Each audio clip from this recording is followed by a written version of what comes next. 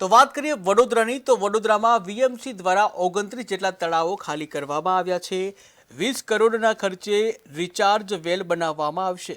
ત્યારે જળ સંચય અભિયાનને લઈને કામ કરવામાં આવી રહ્યું છે, જ્યાં 109 કરોડ લીટર પાણી ગટરમાં ઠાલવાયું છે।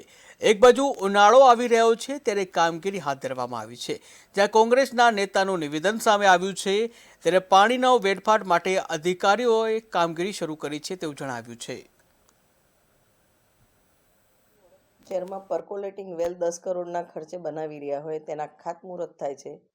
બીજી બાજુ જે પાણી સંગ્રહ કરવાના કુદરતી તલાવો છે એ તલાવો ખાલી કરવાના વાત કરે છે। As a flood mitigation strategy મેં આજ દિવસ સુધી એક પ્લાનર અને એન્જિનિયર તરીકે મારી લાઈફમાં સાંભળ્યું નથી કે as a planning for flood mitigation તલાવો ખાલી કરવામાં આવે, એ બી શિયાળામાં।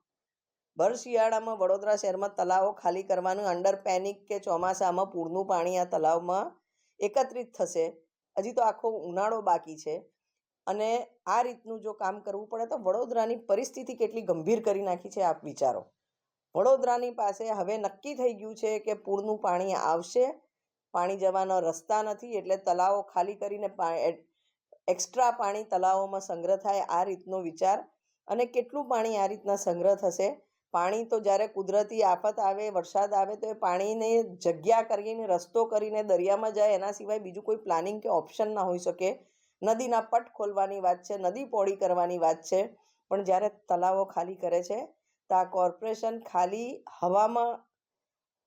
હવા ત્યાં મારે છે, દેખાવા પૂરતા કામ કરે છે અને નાગરિકોને અમે કંઈક કર્યું એવો સંતોષ આ ઇલેક્શન યરમાં આપવા માટે કામ કરી રહી છે, એ સ્પષ્ટ દેખાય છે।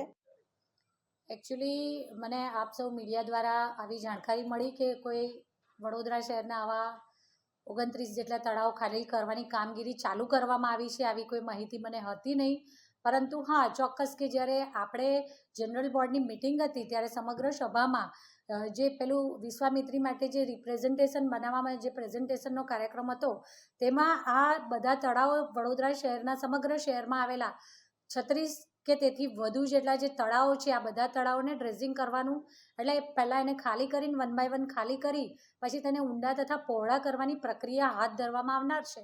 અને આ સમગ્ર પ્રક્રિયાની પ્રોસેસ ખૂબ લાંબી હોવાના કારણે લગભગ 1.5 થી 2 મહિના